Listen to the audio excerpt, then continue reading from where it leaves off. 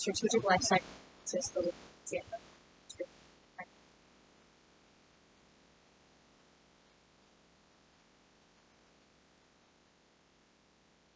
The article focuses on what CFOs can do to ensure that capital investments lead to the creation of long-term sustainable value.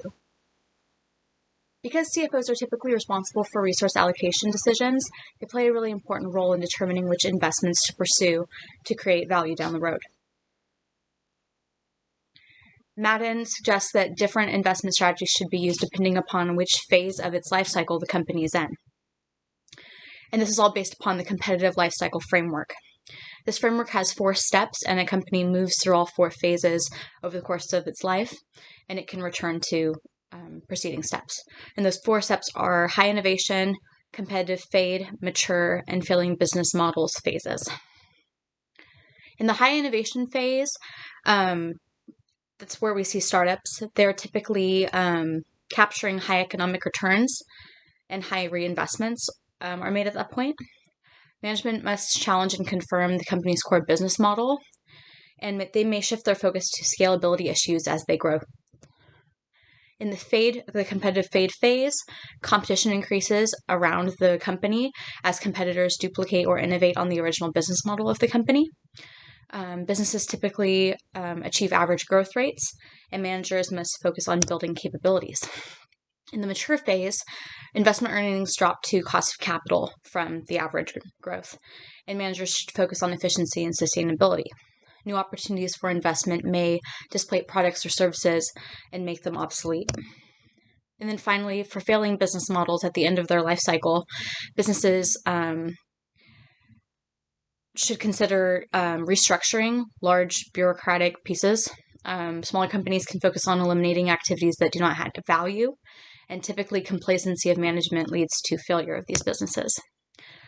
So this is a visual from the article showing the business unit life cycle, moving through the different phases of high innovation to the competitive fade when they're achieving average returns, and then in the mature phase where they're barely keeping up with cost of capital to the failing business model phase when they're not able to achieve the cost of capital returns.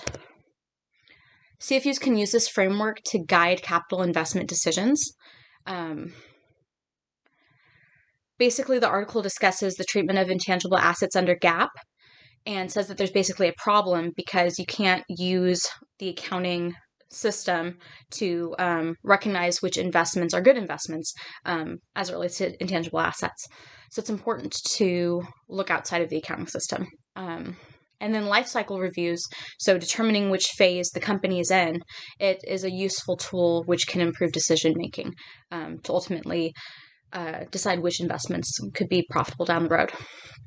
There are 2 examples that show how the life cycle framework can assist in capital investment decisions. The first is the case of Intuitive Surgical. This company was very successful during its startup phase, the high innovation phase. And then as they entered the competitive fade stage, they were able to focus on expanding capabilities to maintain their competitive advantage. So they developed the expertise to basically create the future of robotic surgery. And you can see based on this visual from the article that they moved through the startup phase, moved into the competitive fade phase, and then they did not reach maturity. They've continued to innovate throughout their life. The next case is the case of John Deere.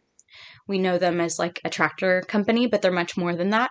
They actually transitioned out of the mature phase into a more competitive phase. So they're now value creators.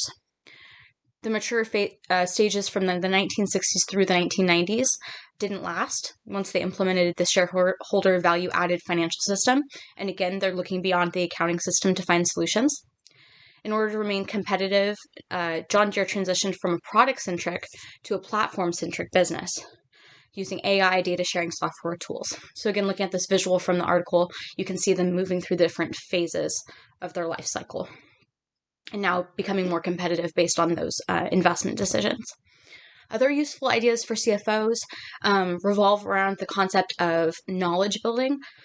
Firm risk can be described as impediments to achieving the company's purpose.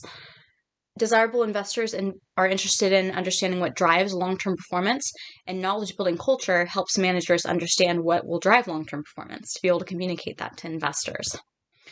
So a quote from the article, "A company's knowledge-building proficiency relative to competitors is the primary determinant of its long-term performance." The article also discusses other things that may lead to long-term performance, but it all comes back to that knowledge-building proficiency.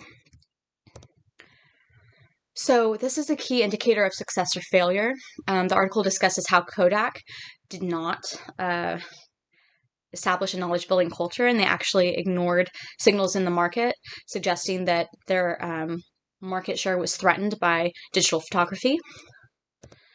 Management and the board should continually invest for the future, even if such investments are incompatible with or even compete with the firm's existing assets. So to summarize, the competitive lifecycle framework can inform which investment decisions will create long-term value. Intangible assets are treated under GAAP in a way that does not lend to investment analysis. So organizations need to look beyond accounting systems to assist with that decision-making. And then finally, organizations relying upon knowledge-based building culture, they can use that knowledge-building culture to maintain a competitive edge. So again, this is the Strategic Lifecycle Analysis, the Role of the CFO, from the Strategic Finance Magazine, October 2020 issue.